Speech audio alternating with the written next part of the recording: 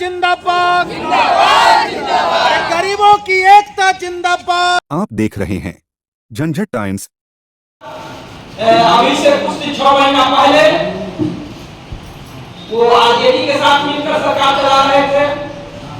जब नीतीश जी इधर होते, आरजेडी के तरफ होते, महागठबंधन के तरफ होते हैं, तो महागठबंधन के तरफ जब नीतीश जी होते हैं तो जनता के लिए कौन कौन सी लाभकारी योजना है उसके लिए उनको विमर्श किया जाता है कि आप काम करें।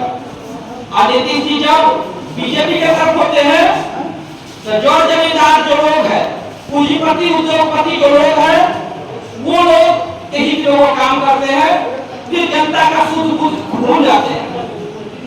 गांव में एक कहावत है, सच बोले वो मारा जाए, झूठा जग बतियाए। तो पूरा देश इसी का शिकार हो गया।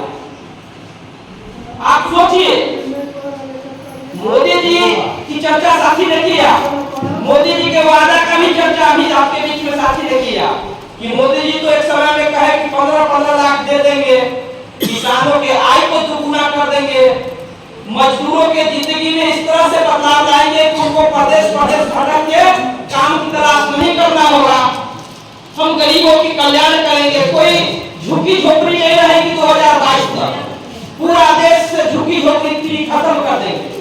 2022 के बदले 2024 है। और साथी ने आपको यह भी बताया कि पिछला 2 साल जो गुजरा है, 2 साल में कहीं भी गांव के घर में प्रधानमंत्री आवास योजना का 1 पैसा भी नहीं मिला। यहाँ तक कि प्रधानमंत्री आवास योजना में जो मजदूरी का पैसा मिलना है, 1,20,000 के अलावे मिट्टी भराई के लिए और मजदूरी के लिए जो मनरेगा से पैसा मिलना है, वो मनरेगा की बड़ी घोटाला हो गई है, करोड़ों अरबों की घोटाला हो गई है। मनरेगा से बहुत को 22 अगस्त को हम लोग जोरदार तरीके से घेराव करेंगे और घेराव करके हम उसको कहेंगे कि तुम तमाम गरीबों को 70,000 से कम का तुमको आय प्रमाण पत्र बनाना पड़ेगा, गरीब प्रमाण पत्र बनाना पड़ेगा, नहीं तो तुम्हारे सीओ कार्यालय में हम तालाबंदी कर देंगे। इस बात के लिए ये सम्मेलन है। हम कहना चाहते भाइयों, जमीन मिलेगा तो आपको, जमीन मिलेगी तो अगर 10 डिसमिल कहता है, अगर 5 डिसमिल भी जमीन मिलेगा तो आपको मिलेगा। जमीन नहीं मिलेगा तो पैसा मिलेगा आपको। तो आपको क्या अपने हक और अधिकार के लिए आपको लड़ना चाहिए या नहीं लड़ना चाहिए? अगर जो वादा किया और वादा खिलाफी कर रहा है, कर करके हमको ठग करके वोट ले लिया और जीत करके जब सरकार बना लिया तो आज हमारी चिंता उसको नहीं है।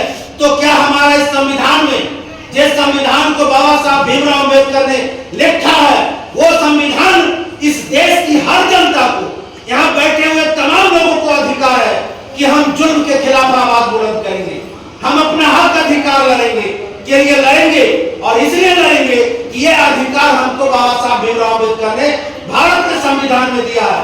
और भारत के संविधान में लिखा हुआ है कि हमारा जो केंद्र और राज्य का सरकार होगा वो सरकार कल्याणकारी सरकार होगा, तानाशाही और भ्रष्टाचार की सरकार नहीं होगी, कल्याणकारी सरकार होगा।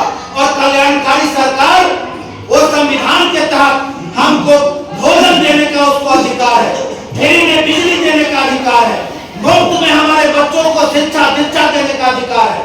ये अधिकार भारत के संविधान में आप तमाम लोगों को प्राप्त है। लेकिन दुर्भाग्य है कि जो गरीब जनता है